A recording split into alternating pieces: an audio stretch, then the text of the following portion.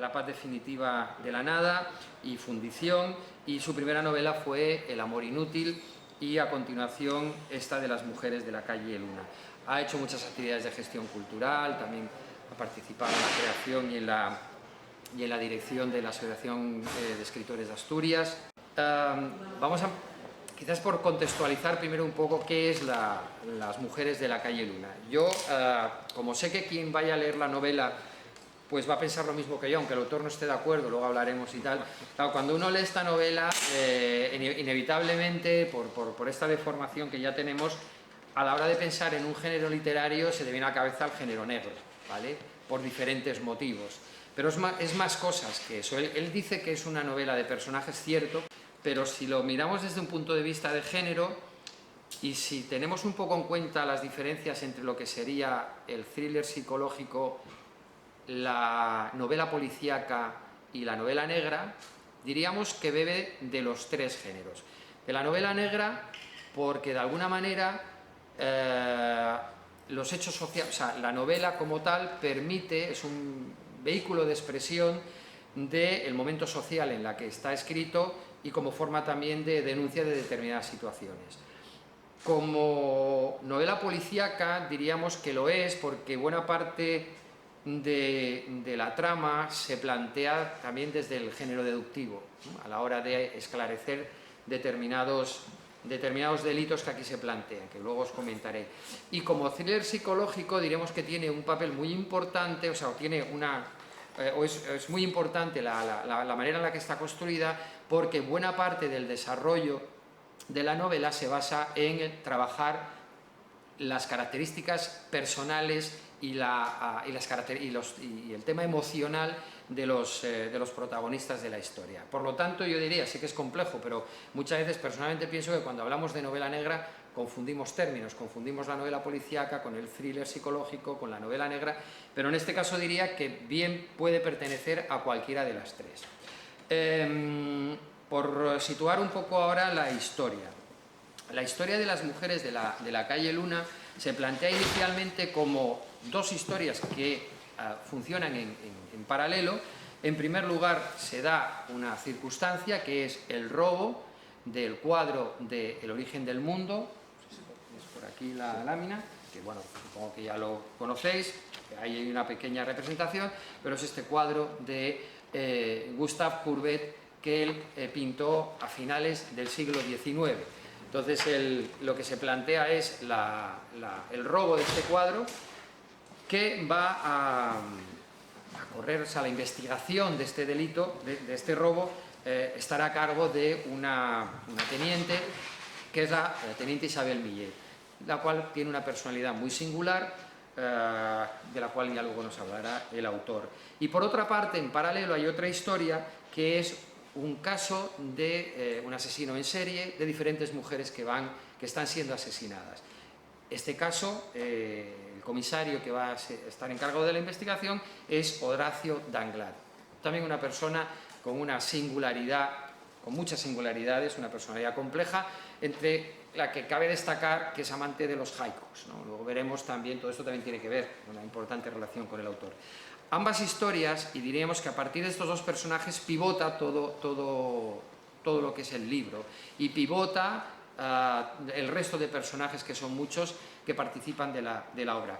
Dos historias que parecen paralelas y que parecen en un principio independientes, pero que ya intuimos que en algún punto han de converger. Entonces, efectivamente, la historia va evolucionando hasta que vemos que hay toda una serie de puntos de conexión.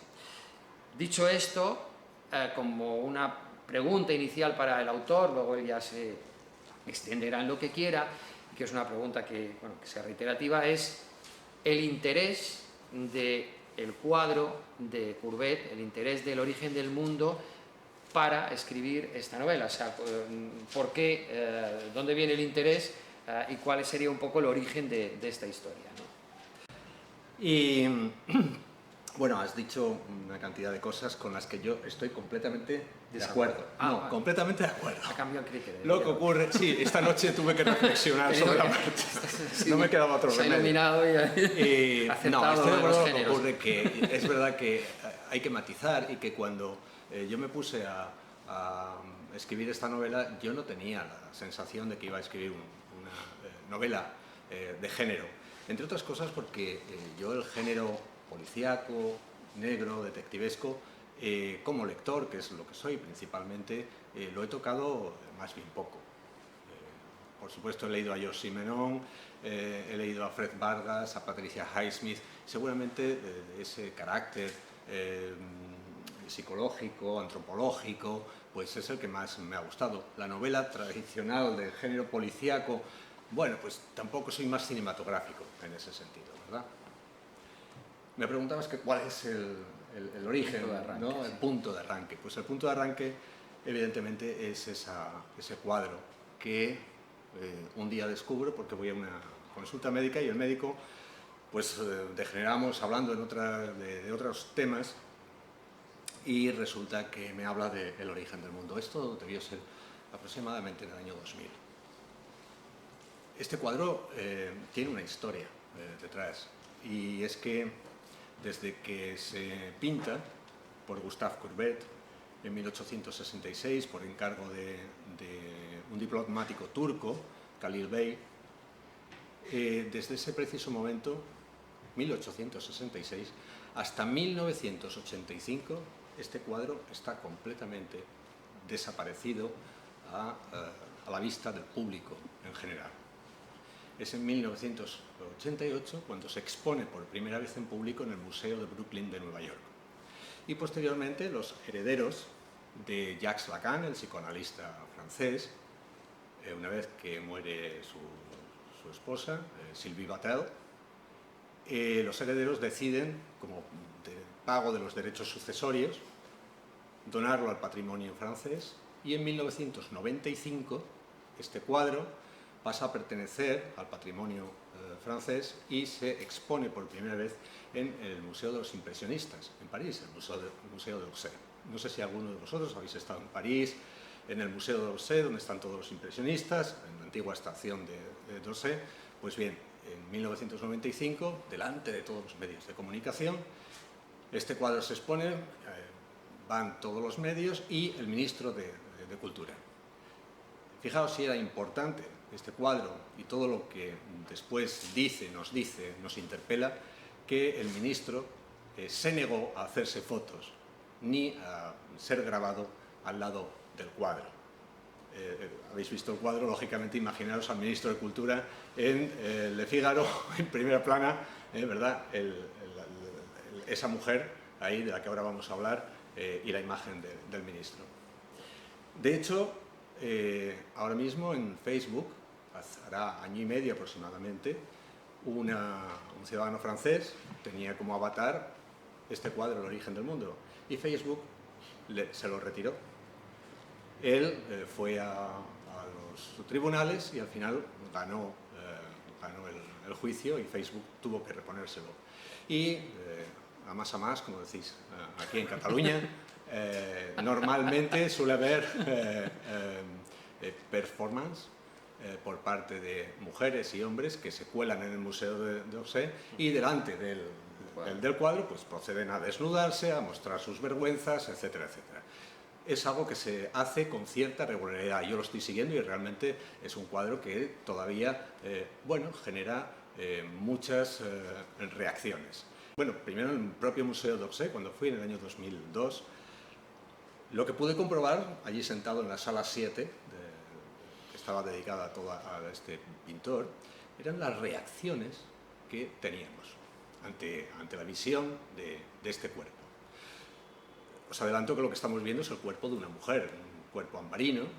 Las medidas del cuadro son aproximadamente 45 por 55 y lo que más destaca son dos elementos, algunos otros, pero los que más destacan es que esta mujer no sabemos quién es, porque no tiene rostro. Una mujer que no tiene el cuerpo de una mujer sin rostro, lo que nos está dando a entender, entre otras muchas cosas, es que su pudor está salvado, ¿no? Está a buen recaudo. Y lo que vemos también en el cuadro, si os fijáis atentamente, es que el sexo de la mujer está en un lugar prominente. de manera tal que parece que nos está interpelando, nos está diciendo tómame o participa de ello. Cuando yo estuve allí me pasé cerca de 2 horas, si no más, y veía la reacción de la gente. Yo creo que ahí es donde empieza qué es esta novela. Esta es una novela de miradas, porque el arte, lógicamente, hay que verlo, hay que mirarlo y hay que entenderlo. Y hay que hacerse preguntas y intentar encontrar respuestas.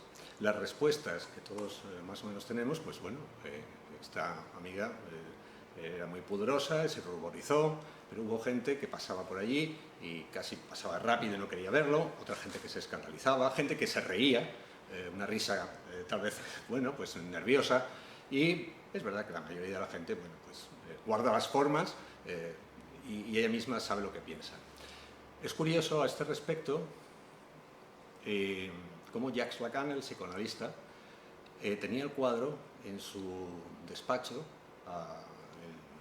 en un chalet que tenía en el campo, y en una especie de cuadra que él había habilitado, llamaba allí a gente muy importante, porque él era muy reconocido, de la cultura, no solo nacional, francesa, sino internacional, y por allí pasaban muchas personalidades. Él les invitaba a comer y posteriormente hacía toda una liturgia que consistía en pasar a que tomaran el té o el café a eso de después de la comida, a las 5 o 4 de la tarde. Y este cuadro siempre ha estado, desde que lo cogió, desde que lo encargó Khalil Bey en 1866, él era turco, islámico, y tenía un velo verde cubriendo. Ya sabéis que el color verde en el mundo árabe es un color que siempre sirve para realzar lo importante, es un color muy importante para ellos. Entonces siempre estaba en gabinetes privados, después pasó por muchas manos, bueno, no muchas, unas cuantas manos y por galerías privadas, pero nunca se exponía al público, como os decía antes. Entonces Jacques Lacan lo que hacía era pasar a estos invitados y les decía: os voy a enseñar un cuadro muy importante, que es El origen del mundo. Daos cuenta que era una oportunidad única. Imaginad que os van a enseñar un cuadro, no sé, de Picasso, de Dalí, que nadie ha visto, del que se oye que existe, pero vosotros no habéis visto. Y tenéis el lujo, ¿no?, el privilegio de asistir a verlo. Este cuadro, como os digo, estaba siempre cubierto, y como quiera que Jacques Lacan quiso ponerlo en su casa, su mujer, Sylvie Vatel, le encargó, ya que era un cuadro que cuando venían los amigos, incluso la gente que limpiaba el chalet, bueno, pues había gente que se ruborizaba, que lo pasaba mal, lo que encargó fue otro cuadro que cubría el origen del mundo. Os voy de 1866 más o menos al presente, porque todo tiene que ver. El propio Gustave Courbet cedió otro cuadro, El castillo de Bonneuil, a Khalil Bey para que lo pusiera encima, a manera de caja, de manera tal que empujaban el cuadro y iba saliendo el origen del mundo. Era toda una liturgia. Pues bien, Sylvie Vatel encargó a su cuñado que pintara ese cuadro, y en ese justo momento de las 4 y media de la tarde, Jacques Lacan se ponía aquí estaba el cuadro, y tenía ese otro, y lo iba desvelando poco a poco. Pero ¿qué es lo que hacía Jacques Lacan? Jacques Lacan no estaba mirando cómo sacaba el cuadro, lo que estaba haciendo es miraros a vosotros, para ver la respuesta, para ver cómo se comportaban sus invitados ante la apertura de ese cuadro. Es decir, estamos ante un cuadro muy importante por todos estos motivos, porque está queriendo decirnos, lógicamente, muchas cosas, y porque es inevitable que ante este cuadro nos posicionemos. O habrá muchos detractores o habrá otra gente que le guste. En Francia, no hace muchos años, yo creo que fue en el año 98, se escribió una novela, Adoraciones perpetuas, y llevaba como portada El origen del mundo. Y la parte más reaccionaria de los libreros franceses no quisieron exponerlo y fueron a un juez y lo que pasó fue que retiraron ese libro de las librerías francesas. Con todo esto estamos hablando del año 99, no estamos hablando de principios del siglo pasado, es decir, que todavía sigue creando mucha polémica y cierta morbosidad. De hecho, cuando presenté este libro en la editorial en Madrid, una vez que ya luego me dieron el premio y demás, entonces me llamaron a ir a Madrid, me dijeron en la editorial que hacía una serie de años la propia editorial había rechazado un libro que tenía como portada El origen del mundo. De hecho, gente como Luis Alberto de Cuenca me dijo, que me ayudó con una serie de cosas con el libro, me dijo, ni se te ocurra que permitir a la editorial que el libro vaya esta portada. Por tanto, ¿qué es lo que hizo la editorial de una manera, yo creo que muy inteligente? Pues encargarle, ¿dónde está el libro? A Didac Pla. Didac Pla es un ilustrador, pintor de aquí de Barcelona. Se ve aquí en la contraportada, os digo, está aquí Didac Pla, es un chaval joven, lo que ha hecho ha sido reinterpretar el origen del mundo. Si veis el cuadro que lo acabáis de ver, lógicamente la posición de la mujer es la misma. Entonces, bueno, con todos estos mimbres, yo lo que hice fue urdir esta trama que os ha dicho, que os ha contado José Luis. Y es una trama en la que efectivamente hay dos, en el primer capítulo, que son 3 páginas, se roba el cuadro en el Museo d'Orsay, y en el segundo ya aparecen una serie de mujeres a las que se asesina de una manera brutal.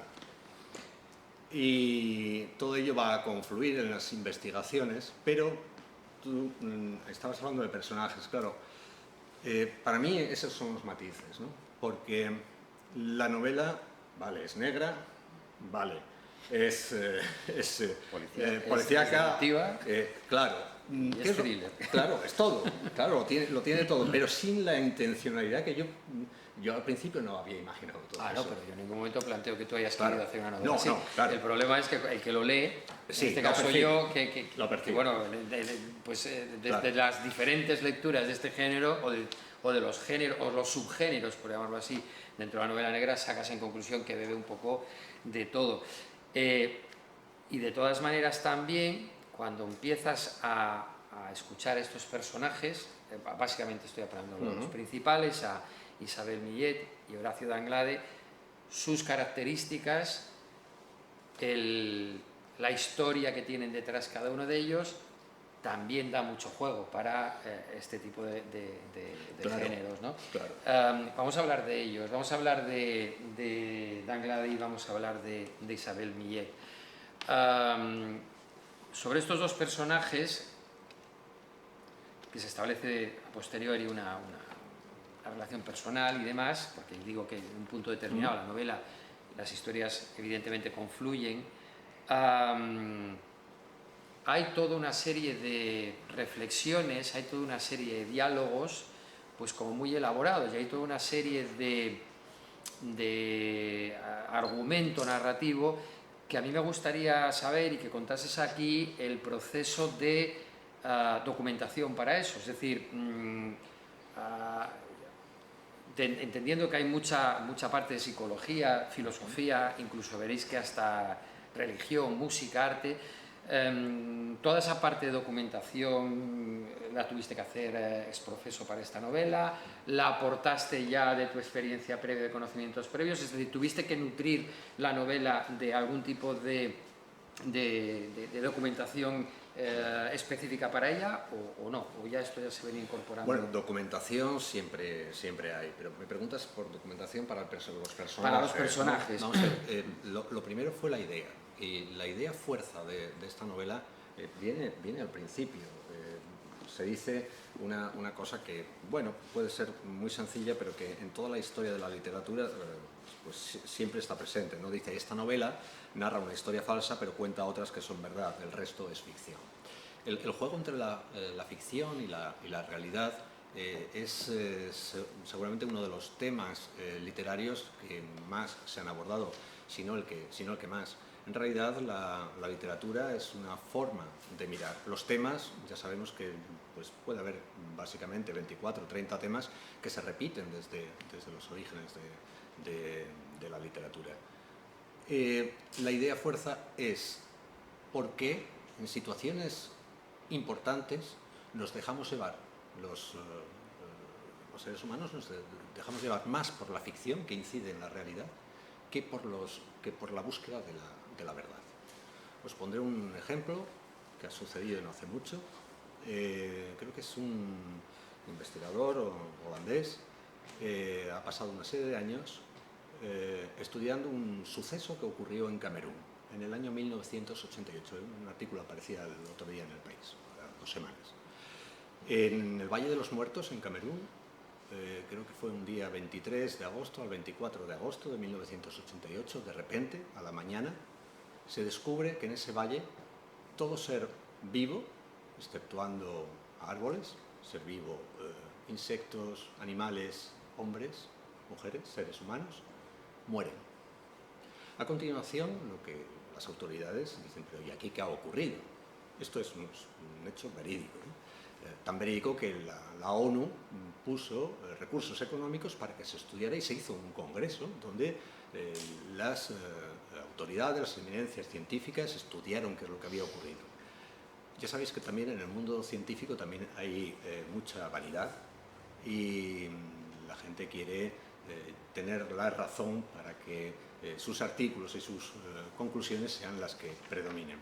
Las 2 mayores eminencias científicas en el ámbito que se sospechaba que eran unos gases de procedencia volcánica que habían salido esa noche, no se pusieron de acuerdo. Hasta el punto que la ONU, llegado a la virulencia de estos 2 científicos por tener la razón, dijeron, bueno, pues nada, aquí no hay solución posible. Todo esto facilitó la creación de un mito, de una ficción, y consistía en que estos científicos serían los detractores del mito, pero estaban unos que eran los misioneros cristianos, que eran los que estaban intentando que el mito se explayara, se difundiera, y ellos lo que harían sería dar cobertura a las buenas gentes que allí estaban. ¿Qué es lo que ocurrió al final? Pues que en toda esta situación, los propios habitantes de la zona decidieron crear su propia explicación, porque nadie se la estaba facilitando. Y entonces lo que decidieron es, y lo que pensaron que había ocurrido, era que el gobierno de Camerún les había vendido a todos sus familiares, les había vendido la posibilidad a los grandes gobiernos, ya fuera el ruso, el británico o el norteamericano, y que allí lo que sucedió fue un experimento con una bomba atómica. Y esto es lo que este hombre ha escrito en un libro en el que ha desarrollado cómo se crean los mitos. Y un mito, pues bueno, para aquella zona representará, lógicamente, una verdad. Pero el mito, sabemos, con la excepción de que los científicos no se han puesto de acuerdo, pero sabemos que allí no ha habido ninguna bomba atómica. Viene todo esto para explicar de dónde parto yo. Yo parto de la idea de que por qué en determinados momentos una mujer, en este caso la teniente Millet, que es muy inteligente, que tiene un futuro maravilloso, tiene 40 años, lo que ocurre es que es promiscua. Claro, si yo digo que un hombre es promiscuo, no pasa absolutamente nada, parece que se acepta perfectamente por parte de la sociedad. Sin embargo, cuando hablamos de la promiscuidad en las mujeres, esto ya representa otras cosas. Y lo que he intentado es esa idea fuerza de cómo alguien, a partir de una realidad, con ella puede una ficción. Así es como tengo que crear esos personajes, a partir de esa idea. Y entonces creo 2 fuerzas que se atraen y que se rechazan. Una es esta teniente Millet y la otra fuerza es la de un comisario que ha perdido a su mujer, que está desvalido, pero que tiene además un carácter muy difícil, muy hosco, y se van a encontrar. Y al mismo tiempo que están investigando, se dan cuenta que para alcanzar la solución del caso van a tener que mirarse a sí mismos. Es así como construyo, necesariamente voy construyendo las personalidades de estos dos personajes, y voy haciendo poco a poco que choquen. Digamos. A partir de ahí, cuando chocan es cuando salen esos diálogos a los que tú te refieres. Pero hay más cosas en esta novela. Una de las cosas que tiene esta novela muy en particular es geografía. Es una novela en la que se detalla, o sea, básicamente el escenario geográfico de esta novela es París. Sí. Hay escapadas a Holanda, Ámsterdam, creo que es, ¿no? Pero básicamente el escenario de donde se desarrolla toda ella es París, pero con mucho lujo de detalles, es decir, en bares, calles, descripciones muy detalladas de por dónde va un personaje, dónde cruza esta calle y demás. Y otra cuestión importante, esta novela diríamos que estaba ambientada, dijimos, aproximadamente después del tema del 11S, de las Torres Gemelas, del atentado de las Torres Gemelas de Nueva York, que fue en el año 2002, ¿no? 2001, con lo cual la novela, por lo que saca uno en conclusión, estaría ambientada hacia el año 2002, con dos personajes importantes, que son, con los que arranca de hecho la historia, que son los que hacen el alunizaje, los que empotran la furgoneta contra la sala donde se... Y ellos son Adnan Sayed, de origen palestino, fue víctima de niño en los ataques que se produjeron en los campos de refugiados de Sabra y Chatila. Él es un islamista, un yihadista. Y por otra parte tenemos a Luis Vieira Jimbe, no sé cómo se pronuncia esto, Jimbe, que es un antiguo guerrillero, defensor de la independencia de del enclave de Cabinda en Angola, ¿no? Entonces es un poco que ahora quiero que Javier nos hable, es decir, el por qué este exotismo, ¿no?, de estos dos, o sea, por qué no haber cogido dos parisinos rebotados del sistema y decir, vamos a hacer que estos sean los tíos que empotran la furgoneta, con lo cual no, busca un personaje de la banlieue, el otro no sé si de la banlieue, pero bueno, también un marginal. ¿Cómo encaja eso dentro de ese París, de esa post-tema de las Torres Gemelas, toda esta historia? Pues es muy buena la reflexión, bueno, el apunte que haces, ¿no? No sé si va a ser fácil explicar, pero por un lado, a mí me gusta mucho, no sé a vosotros, a mí me encanta pasear las ciudades. La geografía física, cómo incide en la geografía humana. Veníamos para acá y estábamos hablando del futuro de las ciudades. Paseábamos ahora, veníamos aquí con el tiempo justo, pasábamos por las Ramblas y verdaderamente es insoportable ver eso. Yo no, bueno, vivís aquí, supongo que lo padecéis. Espérate que llegue julio y agosto. Claro, pues no lo sé, ¿no?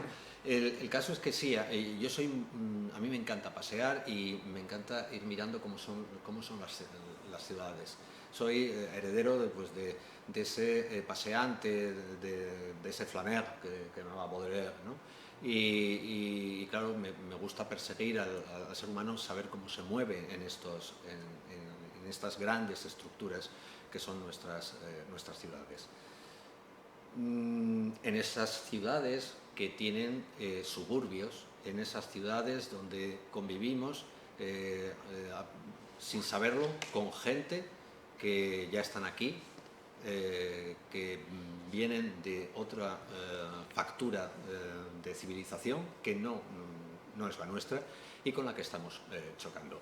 Ayer estuvimos presentando en el Vendrell y esta mañana me di una vuelta por el Vendrell y casi pensé en un cierto momento que estaba en Ceuta. La presencia de ciudadanos del países norteafricanos es muy importante, ¿no? Y si no, he hablado con más gente y claro, están preocupados porque si a toda esta gente no les procuramos una adaptación real, lo que vamos a tener en el futuro, o una de las posibilidades, sin ser alarmistas, pues es lo que ha ocurrido en Bélgica, es lo que ha ocurrido, lo que está ocurriendo en Francia o en Inglaterra, es decir, seres desheredados que van a ver en la causa yihadista una posibilidad vital. Y esto a mí me sirvió, ya la novela anterior, yo terminaba en París apuntando este tipo, y la escribí en 2004, apuntando este tipo de terrorismo. Y me pareció muy importante reflejar un mundo, la novela transcurre en un invierno, en el año 2002, al principio. Me pareció muy importante que uno de los elementos fuera el yihadismo, porque estamos conviviendo con ello, porque cada día es mayor el miedo que tenemos a viajar a otras ciudades, a vivir en las nuestras, y de otro lado, el otro personaje, Luis Vieira Jimbe, que son los dos, no os adelanto nada porque ocurre en el primer capítulo, son las dos personas encargadas de robar el cuadro. El otro es una persona que ha luchado por la independencia de un enclave en Angola, que se equivocó, que perdió a la familia y emigró primero a la colonia, a Portugal, y de allí se fue a París, a Francia. Bueno, digamos que son situaciones que están afectándonos en el mundo actual. La emigración, el yihadismo, son temas que me preocupan y que lo que hago es exponerlos a través de estos dos personajes. Una pregunta al margen de la novela, o al margen del argumento de esta novela. Yo comentaba al principio la faceta poeta. Y ayer comentaba una cosa. El libro, si lo leéis, veréis que tiene bastantes. Tiene algunas escenas de sexo, justamente por lo que él hablaba, de este personaje femenino, en la que el componente sexual o la actividad sexual es bastante frecuente y, en fin, forma parte de su propia existencia. Pero es curioso porque la narración es muy cuidadosa en este sentido, ¿no? Entonces yo muchas veces he escuchado autores que hablan de lo difícil que les resulta enfrentarse a describir o narrar una escena sexual, ¿no? Entonces aquí están narradas con mucha habilidad, con un cuidado exquisito, hasta el punto de que en ninguna de esas escenas se menciona para nada a ninguno de los órganos sexuales, ni masculinos ni femeninos. Entonces está todo descrito con mucha, no sé si prudencia, con mucha cautela, y yo creo que ahí es donde aparece un poco este perfil más poético, y ahí se le ve la mano al autor, ¿no? Entonces yo no sé si tú a la hora de escribir esas escenas tienes ese mismo pudor que tienen otros escritores, si las has descrito porque había que describirlas, porque eran imprescindibles, si esta elaboración especial de estas partes está hecha con ese cuidado por algún motivo, en fin. Hombre, pues sí, yo creo que la lectura de poemas, yo creo que es mejor siempre, incluso en las relaciones que tenemos, siempre es mejor sugerir a ser muy directos, ¿verdad? Entonces eso sí lo he aprendido en el manejo de la poesía, leyendo a grandes autores. Uno de los grandes autores que también hace eso, por cierto, es uno catalán, que a mí me gusta mucho, es Joan Margarit. Yo no sé si lo conocéis. Yo he tenido el placer de hablar con él largo y tendido. Y es cierto lo que dices, José Luis. Como en mi primera novela también había una escena de sexo, y seguramente me pasé. Lo que no sé si me pasé, porque había gente que me decía que era pornográfico y otra gente que me decía que era una ñoñería insoportable, con lo cual, claro, aquí estamos en todo en depende, ¿no? En depende de quién es quien lo lee. Pero, claro, afiné todo lo que pude, y lo que hice fue contar con la colaboración de los lectores.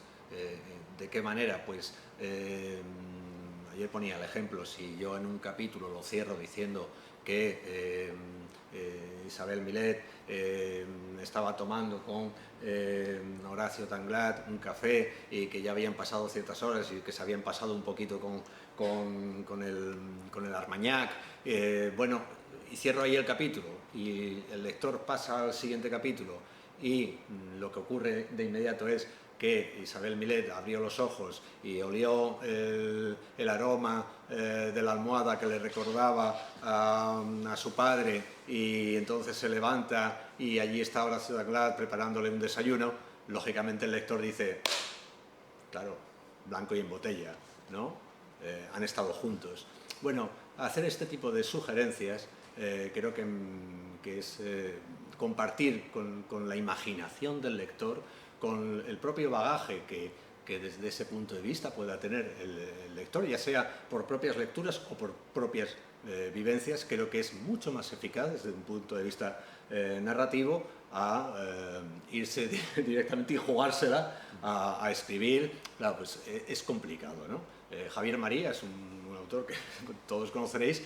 Él ya ha declarado varias veces que se niega a escribir cualquier cosa que tenga que ver con el sexo.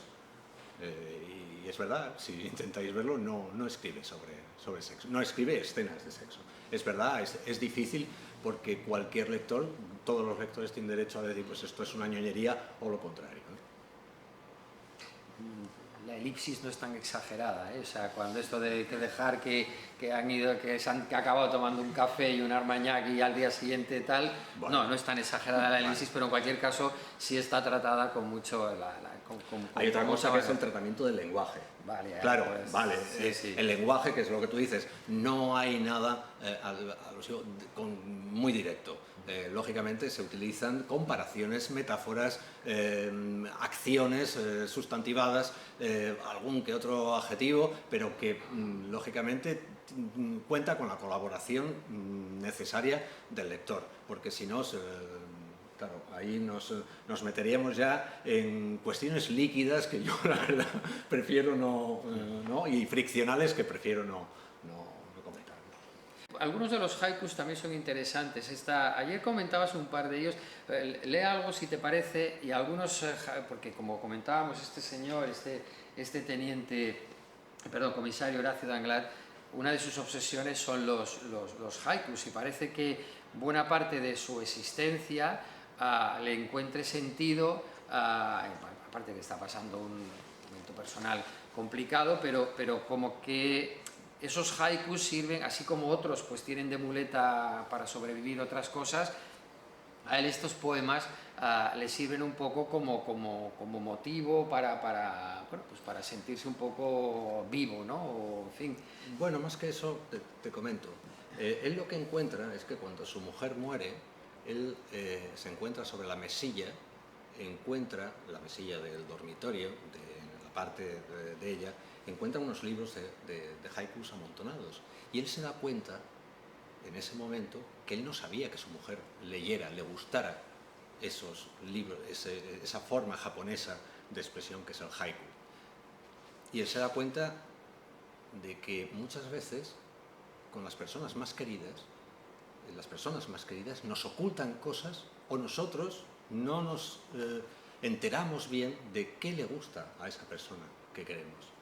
Como ha muerto y él necesita seguir unido a ella de alguna forma, lo que hace es, a través de esos libros de haikus, leerlos para entenderla a ella, para entender por qué leía esos haikus. Y es a partir de entonces que él se hace, digamos, un gran lector de haikus. Ahora bien, esto es una subtrama de la novela que al final se resuelve. No os voy a contar, lógicamente, qué es lo que ocurre entre él y su relación con los haikus, pero se resuelve todo eso. Y hay una segunda parte. Cuando hablabas de los personajes, una de las cosas, por cómo vienen definidos, es por qué es lo que hacen, qué es lo que les gusta. A este personaje, una de las cosas que más le gusta es escuchar, desde que murió su mujer, una música determinada, es el piano. Pero un piano tipo Michael Nyman, un piano ajeno casi al pathos del compositor e incluso del intérprete, ¿no? Un piano que se ahonda mucho en la conciencia. Y por otro lado, ella, que es ambiciosa, que es muy inteligente, también tiene su instrumento. Ella va a clases con un profesor que le enseña, ya le había enseñado de pequeña, y ella retoma las clases y retoma la relación con ese viejo profesor. ¿Qué instrumento es el que toca ella? Toca el violín. ¿Y por qué toca el violín? Pues porque el violín es el instrumento, podéis hablarlo con los músicos, no sé si hay aquí algún músico, es de los instrumentos más difíciles de interpretar. ¿Por qué? Porque el mástil no tiene trastes, de manera tal que la ejecución tiene que ser finísima, tiene que ser casi perfecta para que suene bien. Si no, sabéis que un violín a lo que suena es a gato, ¿verdad? Suena muy mal. Y entre los dos, cuando ellos dos se encuentran, hay un tercer instrumento. ¿Os imagináis cuál puede ser ese instrumento que una a los dos? Es un instrumento relativamente moderno, es el saxo. El saxo es muy sinuoso, es un saxo casi de música jazzística. Y ese es el instrumento que suena, porque la novela tiene música también, tiene referencias musicales, tiene referencias artísticas, lógicamente estamos hablando del mundo del arte. La novela vais a encontrar unas series, si sois curiosos, muchas las conoceréis, que digo yo, El beso de Brancusi, pues supongo que más o menos lo tenéis en la cabeza, La Olimpia de Manet, más o menos la tendréis, La Pietà de Miguel Ángel. Bueno, todo esto son relaciones para ir creando la complicidad con el lector, o de otra forma, que el lector, a mí me gusta por lo menos, cuando leo, que me entretengan, pero también al mismo tiempo que me seduzcan y que me hagan moverme para ir pues, a la enciclopedia o a internet a buscar cuáles son esas referencias. Incluso el cine, que supongo que todos hemos visto, pues hay también sus referencias. ¿Queréis que lea? Voy a leer un poquito. Elige tú la que Mirad, no hay mucho subrayado, pero prefiero que podía elegir el primero.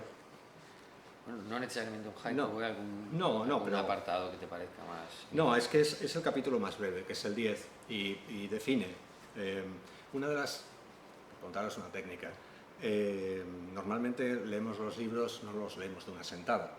Entonces, algo que muchos autores hacen y hacemos es, llegado un momento, intentamos hacer un breve resumen para que el lector que ha dejado de leer durante unos días retome y diga, ah, sí, este es un resumen en el que ya me sitúa en todo lo que he leído anteriormente y así más o menos no me pierdo.